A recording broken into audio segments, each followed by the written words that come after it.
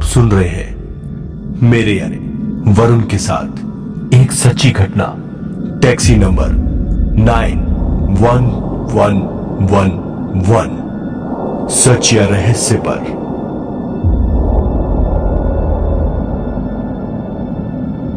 Noida India का एक बड़ा औद्योगिक शहर। अरुण, जो कि नोएडा का रहने वाला, बहुत सीधा साधा सा लड़का था। सभी का दिल जीत लेना और नए नए लोगों से मिलना उसे बहुत पसंद था। बस लाइफ में एक ही चीज की कमी थी, जॉब की। तभी कुछ दिनों बाद उसके घर एक लेटर आया। उस लेटर में उसकी जॉब का अपॉइंटमेंट था, जो कि उसने कुछ दिन पहले ही अप्लाई किया था।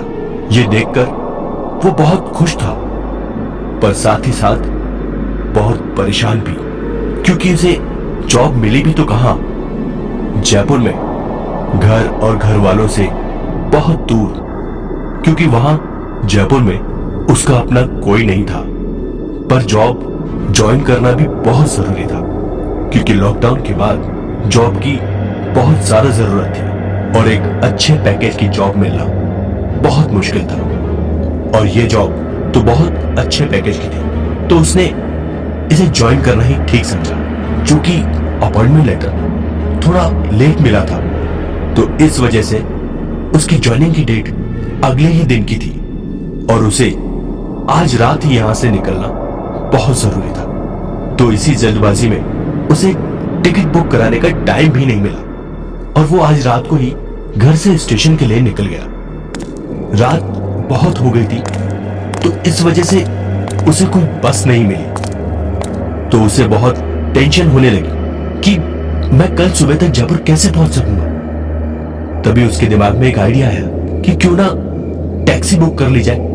उसने टैक्सी बुक करने के लिए अपनी जेब से मोबाइल निकाला ही था कि अचानक उसके पास एक येलो कलर की टैक्सी आकर रुकी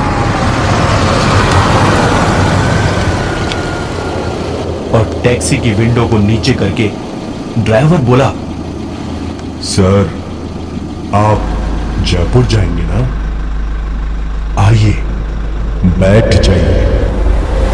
वो बहुत अजीब तरह से बोल रहा था, क्योंकि अरुण को सुबह जयपुर पहुंचना बहुत जरूरी था और बाहर ठंड भी बहुत ज्यादा थी। तो उसने इतना माइंड नहीं किया और टैक्सी में बैठ गया।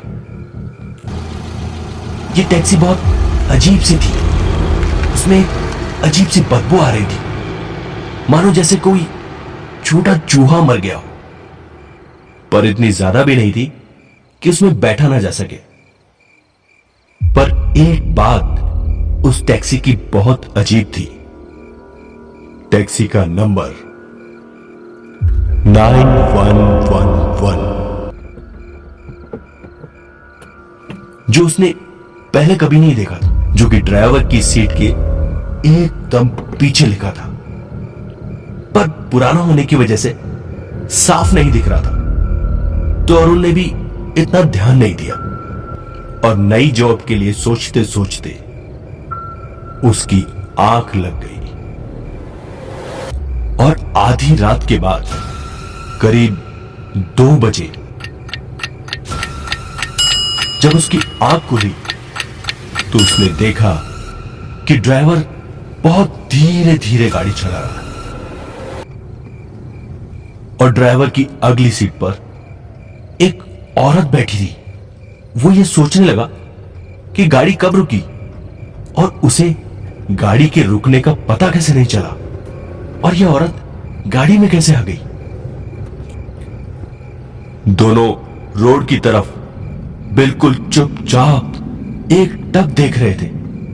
यह देखकर वो हैरान था। तभी अरुण ड्राइवर से पूछता है, अरे ड्राइवर साहब, ये कैसे टैक्सी चला रहे हो? मुझे सुबह जयपुर पहुंचना है और अगर इस तरह से टैक्सी चलाओगे तो मुझे जॉब कैसे मिलेगी? कल सुबह मेरा अपॉइंटमेंट है। हेलो ड्राइवर साहब। पर ड्राइवर का कोई जवाब नहीं आता और ना ही वो पीछे मुड़ के देखता है। तब अरुण गुस्से में आकर दोबारा ड्राइवर से बोलता है, अरे आपको कुछ सुनाई भी दे रहा है कि नहीं? मैं कुछ कह रहा हूं आपसे। हेलो ड्राइवर साहब। और अरुण को और ज्यादा गुस्सा आता है कि इतनी बार कहने के बाद भी दोनों में से किसी ने पलटकर जवाब तक नहीं दिया। तभी अचानक गाड़ी रुक जाती है। अरुण कार का दरवाजा खोलकर जैसे ही गाड़ी के सामने आता है तो जो वो देखता है उसे देखकर उसके पैरों के नीचे की जमीन निकल जाती है। उस गाड़ी में कोई भी नहीं था। अचानक दोनों कहां गायब हो गए? ना तो वो ड्राइवर और ना ही वो औरत। दोनों में से कोई दिखाई ही नहीं दे रहा। इतने में ही एक ट्रक जोर से हॉर्न मारता हुआ उसके सामने आता है। उसका हॉर्न इतनी तेज होता है कि अचानक से अरुण मुड़कर ट्रक की तरफ देखता है